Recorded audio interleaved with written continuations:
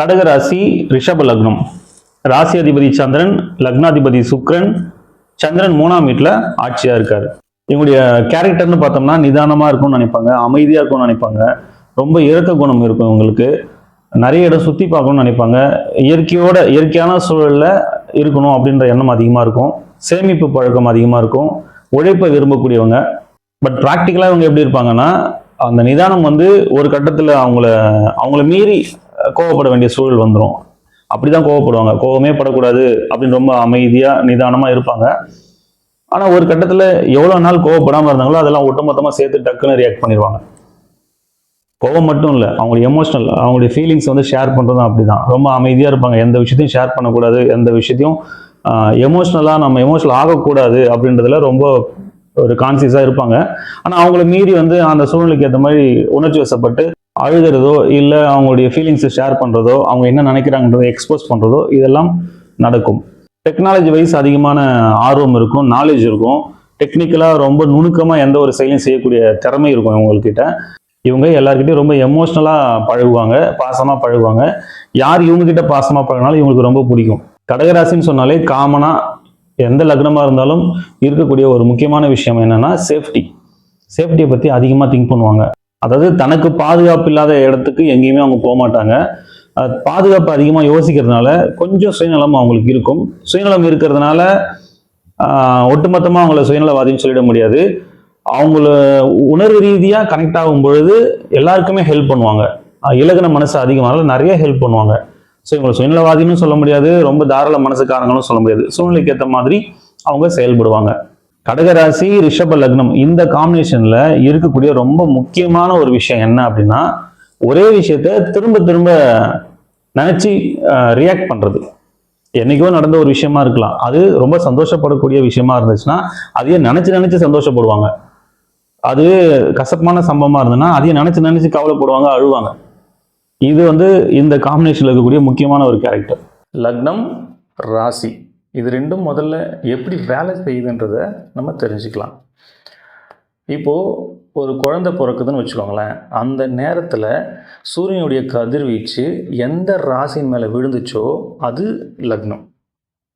So அந்த லக்னத்தை வச்சு தான் மற்ற கிரகங்களின் தன்மைகளை நம்ம ஆராய்ச்சி பண்ண முடியும்.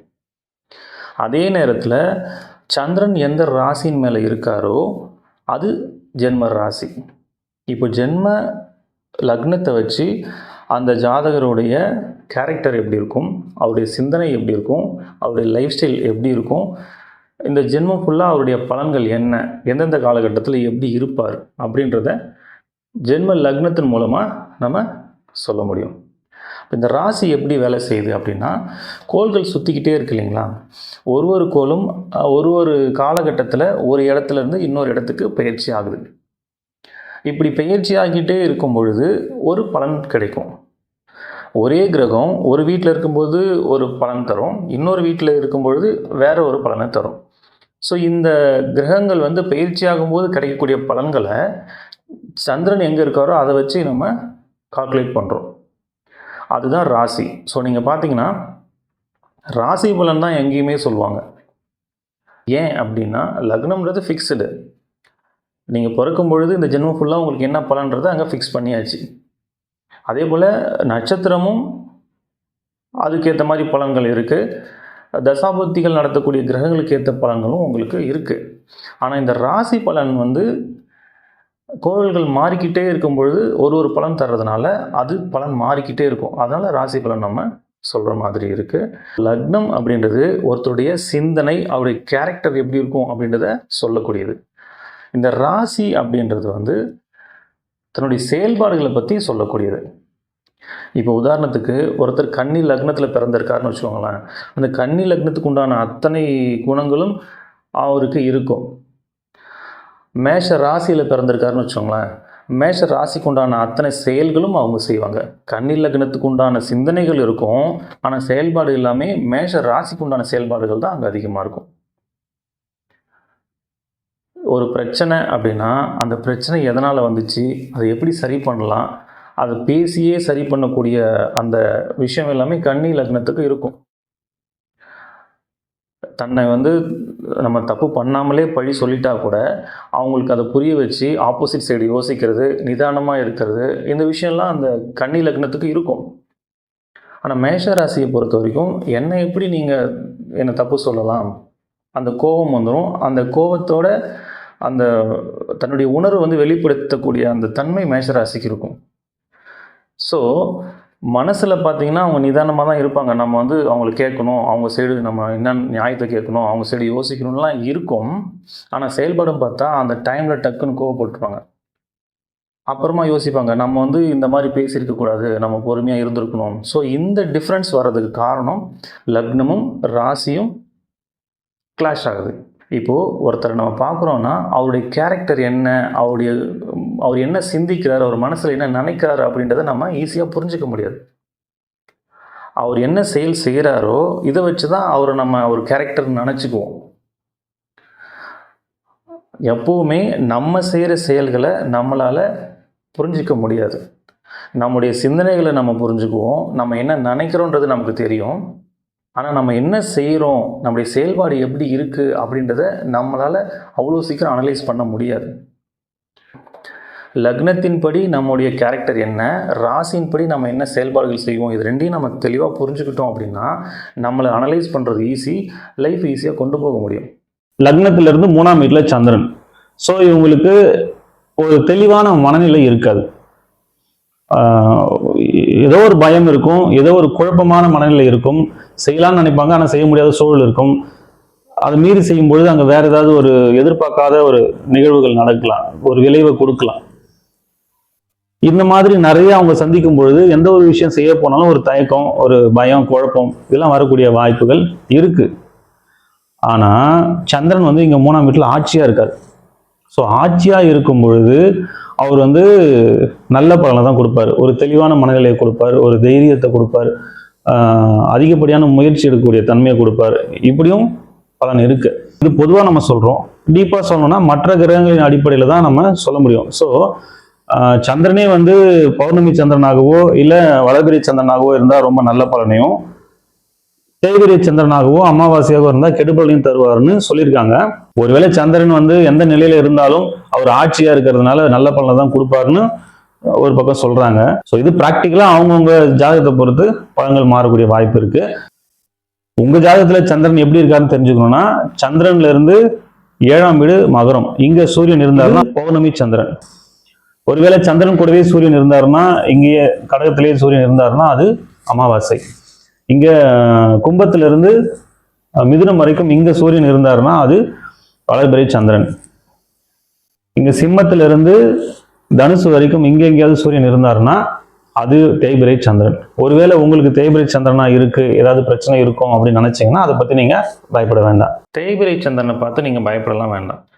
இப்போ ஒரு ஜாதகத்துல லக்னாதிபதி எப்படி இருக்காரு, நட்சத்திர அதிபதி எப்படி இருக்காரு, குரு எப்படி இருக்காரு, உங்களுக்கு தசாபதிகள் நடத்தக்கூடிய கிரகங்கள் எப்படி இருக்குது, ஸோ இதெல்லாம் பார்த்து இப்போ எந்தெந்த கிரகங்கள் சேர்க்கை இருக்குது, அது மூலமாக என்ன பலன் வருது, இப்படிலாம் நிறைய நம்ம ஆராய்ச்சி பண்ணும்பொழுது உங்களுக்கு பலன்கள் மாறும். பொதுவாக வந்து சந்திரன் தேய்பிரையில் இருந்தால் சில சங்கடமான நிகழ்வுகள் நடக்கும்ன்றது அது பொது விதி, அவ்வளோதான். அது எல்லாருக்கும் நடந்தே தீரணும்னு கட்டாயம்லாம் இல்லை. அதுக்காக அது ஒரு பெரிய விஷயமா நினச்சி நீங்கள் கவலைப்பட தேவையில்லை. நீங்கள் ஒரு ஜாதகம் பார்க்க போகிறீங்கன்னா அதில் நல்ல பலனும் சொல்லுவாங்க, கெட்ட பலனும் சொல்லுவாங்க. எவ்வளோ பெரிய நல்ல ஜாதகமாக இருந்தாலும் அதில் கெட்ட பலனும் ஒன்று இருக்கும், எவ்வளோ கெட்ட ஜாதகமாக இருந்தாலும் அதில் நல்ல பலன்களும் இருக்கும். நல்ல பலன்களை சொல்லும் பொழுது எப்போவுமே நமக்கு மோட்டிவேஷனாக தான் இருக்கும்.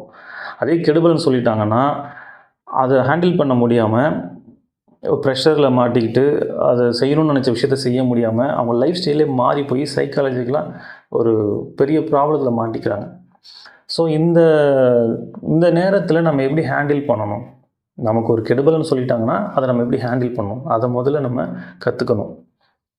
இப்போது நீங்கள் ஒரு ஜாதகம் பார்க்க போகிறீங்க, ஒரு வீடு கட்டவோ இல்லை ஒரு கல்யாணத்துக்காகவோ இல்லை ஒரு பிஸ்னஸ் ஸ்டார்ட் பண்ணுறதுக்காகவோ இல்லை ஏதோ ஒரு முக்கிய முடிவு எடுக்கிறதுக்காக நீங்கள் ஜாதகம் பார்க்க போகிறீங்க. அவங்க வந்து உங்களுக்கு 2 வருஷம் நேரம் சரியில்லைன்னு சொல்லிட்டாங்கன்னு வச்சுக்கோங்களேன். இப்போ இந்த நேரத்தில் சில பேர் என்ன பண்ணுவாங்கன்னா, இந்த 2 வருஷம் நமக்கு நேரம் சரியில்லை, அந்த 2 வருஷம் நம்ம எதையுமே பண்ணக்கூடாதுன்னு ஒதுக்கி வச்சுருவாங்க. இன்னும் சில பேர் என்ன பண்ணுவாங்கன்னா, நேரம் சரியில்லை, ஆனால் நம்ம செய்கிற விஷயத்த செய்யாமல் இருக்க முடியாது, நம்ம செஞ்சு தான் ஆகணும் அப்படின்னு சொல்லி பயந்துக்கிட்டே செஞ்சுருவாங்க. இன்னும் சில பேர் என்ன பண்ணுவாங்கன்னா, நேரம் சரியில்லைனா என்ன, நான் செய்கிறத செய்வேன் அப்படின்னு செய்வாங்க. ஸோ இந்த மாதிரியான மனநிலைகள் எல்லாமே ஒரு தவறான ஒரு முடிவை தான் ஏற்படுத்தும். இதை எப்படி ஹேண்டில் பண்ணணும் அப்படின்னா, இப்போது 2 வருஷம் நம்ம நேரம் சரியில்லைன்றதுனால எதையுமே செய்யாமல் 2 வருஷம் கழித்து நமக்கு நேரம் நல்லா இருக்கும் பொழுது நம்ம ஒரு செயலை செய்ய போகிறோம், ஒரு பிஸ்னஸ் ஸ்டார்ட் பண்ணுறோம் அப்படின்னா, அங்கே 1000 ரூபாய்க்கு உழைச்சிங்கன்னா அந்த 1000 ரூபாய் உங்களுக்கு கிடைக்கும். ஆனால் அந்த 2 வருஷம் சும்மா இல்லாமல் நீங்கள் உங்களுடைய உழைப்பை அதில் போடுறீங்க. 2 வருஷம் கழித்து உங்களுக்கு டைம் மாறுது அப்படின்னா, இந்த உழைப்பு நீங்கள் இதில் போடுறீங்க இல்லையா, அந்த உழைப்பு போடும் பொழுது 1000 ரூபாய்க்கு உழைப்பு போடுறீங்க, 10 ரூபாய் தான் கிடைக்கிது. அப்போ அந்த நேரம் மாறுற வரைக்கும் அதை நீங்கள் ரன் பண்ணி கொண்டு வரணும்ல. இப்போ 10 ரூபாய் தான் கிடைக்குதுன்னா உங்களால் அந்த பிஸ்னஸே ரன் பண்ண முடியாமல் அதை நம்ம ஷட் டவுன் பண்ணிட்டு போகிற மாதிரியான சூழல் உருவாகிடும்ல. அப்போ இது மாதிரி நம்ம செய்ய முடியாது. அப்போ என்ன செய்யணும்னா, இந்த 2 வருஷம் சும்மா இருக்க முடியாது. அதுக்கு நம்ம ஒரு பிஸ்னஸ் ஸ்டார்ட் பண்ண போகிறோன்னா அதில் பெருசாக பாதிப்பு ஏற்படாத மாதிரி நம்ம பரிகாரங்கள் பண்ணிக்கலாம். இப்போ பரிகாரம் பண்ணுறதுனால சுத்தமாக நமக்கு அது நஷ்டமே ஆகாதான்னா கண்டிப்பாக நஷ்டங்கள் இருக்கும். கெட்ட நேரத்தில் நமக்கு ஒரு கெட்டது நடக்கணும்னா அதை தவிர்க்கவே முடியாது. ஆனால் 1000 ரூபாய்க்கு நீங்கள் உழைக்கிறீங்க, 10 ரூபாய் தான் உங்களுக்கு கிடைக்குன்ற இடத்துல பரிகாரம் பண்ணிவிட்டு நீங்கள் அந்த விஷயத்தை செய்யும்பொழுது ஒரு 100 ரூபாய் கிடைக்கும். ஸோ அந்த நல்ல நேரம் வர்ற வரைக்கும் உங்களால் அதை ரன் பண்ணி கொண்டு போக முடியும். ஆனால் அதுக்கப்புறம் நீங்கள் உழைச்ச உழைப்பு இருக்கு இல்லையா, இங்கே நீங்கள் என்னென்ன உழைப்பெல்லாம் உங்களுக்கு வீணாக போச்சோ, எவ்வளோ நஷ்டமாச்சோ அதை விட பல மடங்கு இங்கே திரும்ப கிடைக்கும். இப்போ நிறைய பேர் நேரம் சரியில்லைன்ற ஒரு காரணத்தினால எதையுமே செய்யாமல் விட்டுறாங்க. ஸோ அந்த மாதிரி இருக்கக்கூடாதுன்றதுக்காக நான் சொல்கிறேன், நீங்கள் கட்டாயம் செய்யுங்க.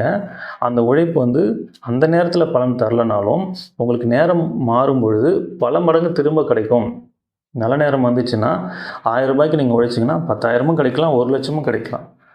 அதுக்கு நீங்கள் என்ன பண்ணியிருக்கணும், கெட்ட நேரமாக இருந்தால் கூட உங்களோட உழைப்பை மிஸ் பண்ணக்கூடாது. நீங்கள் எல்லா நாளும் அந்த உழைப்பை போட்டுக்கிட்டே இருக்கணும். அதுக்கு தான் சொன்னேன், வெறும் உழைப்பு மட்டும் நீங்கள் போடும் பொழுது அந்த நல்ல நேரம் வரைக்கும் அந்த பிஸ்னஸை கொண்டு போக முடியாமல் போகலாம். அதுக்கு தான் சின்ன சின்ன பரிகாரங்கள் பண்ணிக்கணும். பரிகாரம் பண்ணணும்னா பணம் செலவு பண்ணி தான் பண்ணணும், கட்டாயம்லாம் இல்லை. பணம் செலவு செய்யாமலே நிறைய பரிகாரங்கள் செய்ய முடியும். அது என்னன்றது நான் திரும்ப பின்னாடி சொல்கிறேன். ஸோ எவ்வளோ கெடுபலன்கள் நம்ம ஜாதகத்தில் இருந்தாலும் அதை சரி பண்ணுறதுக்கு ஆப்ஷன் ஒன்று இருக்குது. அதனால் நீங்கள் சந்திரன் தேய்பிரியாக இருக்கிறதுனால நமக்கு ஏதோ பெரிய பிரச்சனையாக இருக்குமோ அப்படின்னு பயப்பட வேணாம். அதனால் வரக்கூடிய பாதிப்புகளை நம்ம சரி செய்கிறதுக்கும் நம்மக்கிட்ட வாய்ப்புகள் இருக்கும். அந்த ஜாதகத்தில் பார்க்கும்பொழுது கண்டிப்பாக இருக்கும். அதனால் நீங்கள் பயப்பட வேண்டாம். வேலையை பொறுத்த வரைக்கும் இவங்க இவங்களுக்கு ஒரு எதிர்பார்ப்பு, ஒரு ஆசைகள் இருக்கும். இவங்க மேக்ஸிமம் பொழுதுபோக்கான என்டர்டெயின் பண்ணக்கூடிய வேலைகளாக இருக்கணும், நிறைய சுற்றி பார்க்கக்கூடிய வேலைகளாக இருக்கணும், அந்த மாதிரி எதிர்பார்ப்பாங்க. ஒரு சினிமாவில் இருக்கிறது, மீடியாவில் இருக்கிறது, இந்த மாதிரி கலைத்துறை சார்ந்த வேலைகள், வாசனை பொருட்கள், அலங்கார பொருட்கள், இது சார்ந்த தொழிலோ வேலையோ, ட்ராவல் பண்ணக்கூடிய வேலை, இதுதான் அதிகமாக இவங்க விரும்புவாங்க, எதிர்பார்ப்பாங்க. ஆனால் பெரும்பாலும் இவங்களுக்கு எது மாதிரியெல்லாம் அமையக்கூடிய வாய்ப்பு இருக்குன்னா, இயற்கையை சார்ந்த எந்த தொழில் வேணால் இவங்களுக்கு செய்கிறதுக்கான சூழல் இருக்கும். இப்போ விவசாயமாக இருக்கலாம், உணவு சார்ந்த தொழிலாக இருக்கலாம், நீர் சார்ந்த தொழிலாக இருக்கலாம், ஒரு டீச்சராக இருக்கிறது, ப்ரொஃபஸராக இருக்கிறது, கேட்ரிங், நர்சிங், சைக்காலஜி, அஸ்ட்ராலஜி, இது மாதிரியான துறைகளில் வேலை செய்யக்கூடிய வாய்ப்புகள் இவங்களுக்கு அதிகமாக இருக்கும். ஒரு இன்ஜினியரிங் ஒர்க்லாம் இவங்களுக்கு ரொம்ப சூப்பராக சூட் ஆகும். ரொம்ப நுணுக்கமாக வேலை செய்யக்கூடிய திறமை இவங்ககிட்ட இருக்கும். ஸோ ரொம்ப மைனூட்டாக டெக்னிக்கலாக என்னென்ன வேலைகள்லாம் செய்யணுமோ அது எல்லாமே இவங்களால செய்ய முடியும். திருமணத்தை பொறுத்த வரைக்கும் காதல் திருமணம் செய்யக்கூடிய வாய்ப்புகள் இருக்குது. இங்கே திருமண வாழ்க்கையை பொறுத்த வரைக்கும் இவங்களுக்கு ரொம்ப சிறப்பாகவே இருக்கும். பெரிய அளவில் இவங்க கஷ்டப்படுற மாதிரியான அமைப்பு இது இல்லை. ஆனால் மற்ற கிரகங்கள் எப்படி இருக்குன்னு தெரியாது இல்லையா, அதை பொறுத்து பலன்கள் மாறக்கூடிய வாய்ப்பு இருக்குது. ஒருவேளை திருமண வாழ்க்கையில் பிரச்சனைகள் இருக்குன்னு நினச்சிங்கன்னா நம்ம சொல்லக்கூடிய எளிமையான பரிகாரம் நீங்கள் வீட்டிலேயே செஞ்சுக்கக்கூடியது தான். இதெல்லாம் நீங்கள் செய்யும் பொழுது பெரிய அளவில் இல்லைனாலும் கொஞ்சமாவது பிரச்சனைகள் குறையும். பரிகாரம் ஏன் சார் பண்ணணும்? பரிகாரம் பண்ணால் பிரச்சனை தீர்ந்துருமா? நிச்சயமாக தீராது. இப்போது நம்ம ஜாதகத்தில் இருக்கக்கூடிய நல்ல பலன்களை நம்ம அனுபவித்து தான் தீரணும். அதே போல் கெடு பலன்களையும் கட்டாயம் அனுபவிக்கணும். அதுக்கு தான் பிறந்திருக்கோம். அப்புறம் இதுக்கு பரிகாரம் பண்ணணும். பரிகாரம் பண்ணால் அந்த பிரச்சனையினால் ஏற்படக்கூடிய விளைவுகளை குறைக்க முடியும், அந்த பிரச்சனையை ஃபேஸ் பண்ண முடியும். அந்த பிரச்சனையை கடந்து போகிறதுக்கான வழிகள் நமக்கு கிடைக்கும். எப்போவுமே நம்ம பிரச்சனையை பார்த்து பயப்பட மாட்டோம். அந்த பிரச்சனையினால் ஏற்படக்கூடிய விளைவுகளை நினச்சி தான் நம்ம பயப்படுவோம். அந்த விளைவுகள் தான் நமக்கு சிரமத்தை கொடுக்கும். இப்போ உதாரணத்துக்கு இந்த உதாரணம் வந்து நான் நிறைய இடத்துல சொல்லியிருக்கேன். இருந்தாலும் எளிமையாக இருக்கிறதுனால நான் திரும்பவும் இதையே சொல்கிறேன். இப்போ நம்ம கீழே விழுந்துட்டோம் அப்படின்னா, கீழே விழுறோம் அப்படின்றது ஒரு பிரச்சனை தான். கீழே விழுந்தால் நமக்கு அடிபடாது, வலிக்காதுன்னா கீழே விழுறதை நினச்சி நம்ம ஏன் பயப்பட போகிறோம்? இப்போ கீழே விழுறது ஒரு நிகழ்வு, ஒரு பிரச்சனைன்னு வச்சுக்கலாம். ஆனால் அதனுடைய விளைவு எப்படி இருக்கலாம்? ஒன்றுமே நடக்காமல் நம்ம எழுந்துடலாம், இல்லை கை காலில் முறிவு ஏற்படலாம், இல்லை 6 மாதம் படுத்து படுக்கையாக இருக்கலாம், இல்லை உயிர் போகிற அளவுக்கு கூட பாதிப்பு ஏற்படலாம். அப்போது கீழே விழுறது ஒரு பிரச்சனை, ஆனால் அதோடைய விளைவுகள் மாறிக்கிட்டே இருக்கு இல்லையா? இப்போ நம்ம பரிகாரம் பண்ணுறதுனால என்ன நடக்கும்னா, அந்த கீழே விழுற பிரச்சனையை நம்ம தவிர்க்க முடியாது, ஆனால் அதனால் ஏற்படக்கூடிய பாதிப்பை நம்ம குறைக்க முடியும். நம்ம ஜாதகத்தில் பிரச்சனைகளை ஏற்படுத்தக்கூடிய கிரகங்களை சாந்தப்படுத்தவும், அதனுடைய வீரியத்தை குறைக்கவும் நம்ம செய்யக்கூடிய செயல்கள் அனைத்துமே பரிகாரம் தான். சரி, இந்த பரிகாரம் வந்து பணம் செலவு பண்ணி தான் பண்ணணுமா? பரிகாரம் பல வழிகளை நம்ம செய்ய முடியும். பணம் செலவு பண்ணி செய்கிறது எவ்வளோ வழிகள் இருக்குது. பணம் செலவு பண்ணாமல் நான் செய்யக்கூடிய நமக்கு வழிகள் நிறையா இருக்குது. என்னால் பெருசாக பொருள் செலவு பண்ண முடியாது, ஆனால் பரிகாரம் பண்ணணும்னு நினைக்கிறவங்களுக்கு நான் சொல்லக்கூடிய விஷயங்கள்லாம் நீங்கள் தாராளமாக ஃபாலோ பண்ணலாம். இது எந்த ராசிக்கும் எந்த நட்சத்திரத்துக்கும் பர்டிகுலராக நம்ம சொல்லலை. பொதுவாக யார் வேணாலும் செய்யக்கூடிய எளிமையான பரிகாரங்கள். முதல்ல சூரியனுக்கு சமர்ப்பணம் செய்யணும். தினமும் காலையில் குளிச்சுட்டு மொட்டை மாடியில் போய் நின்று, இல்லை வீட்டுக்கு வெளியில் போய் நின்று சூரியனை பார்த்து கையில் தண்ணி அள்ளி இப்படி கீழே கொட்டுங்க. சூரியனை பார்த்து இப்படி கீழே கொட்டுங்க. சமர்ப்பணம் சொல்லி செய்யுங்க. ஒவ்வொரு பௌர்ணமி அன்னைக்கும் திருவண்ணாமலைக்கு கிரிவலம் போயிட்டு வாங்க. பௌர்ணமி அன்னைக்கு போகிறதுக்கு எனக்கு வாய்ப்பு இல்லை சார் அப்படின்னா, வளர்பிறை டைமில் ஏதோ ஒரு நாள் நீங்கள் போயிட்டு வரலாம். இல்லை அப்போவும் என்னால் முடியாது, எனக்கு எப்போ டைம் கிடைக்குன்னே தெரியல அப்படின்னா, அட்லீஸ்ட் திருவண்ணாமலைக்கு போயிட்டு வாங்க. என்னால் திருவண்ணாமலைக்கு போகிற அளவுக்கு எனக்கு சுச்சுவேஷன் இல்லை சார் அப்படின்னா, நீங்கள் எங்கே இருக்கீங்களோ அங்கேயே நீங்கள் மொட்டை மாடியிலேருந்து சந்திரனுடைய ஒளியில் உங்களால் எவ்வளோ நேரம் இருக்க முடியுமோ இருக்கலாம் பௌர்ணமி அன்னைக்கு. அடுத்தது நவகிரகங்களை சுற்றுங்க. இந்த நவகிரகங்கள் வந்து சனிக்கிழமையில் சுற்றுறது சிறப்பு.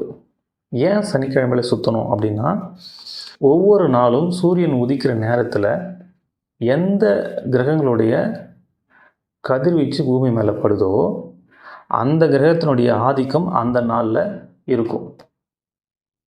அப்படி தான் வந்து நம்முடைய வாரங்கள் இருக்கும்.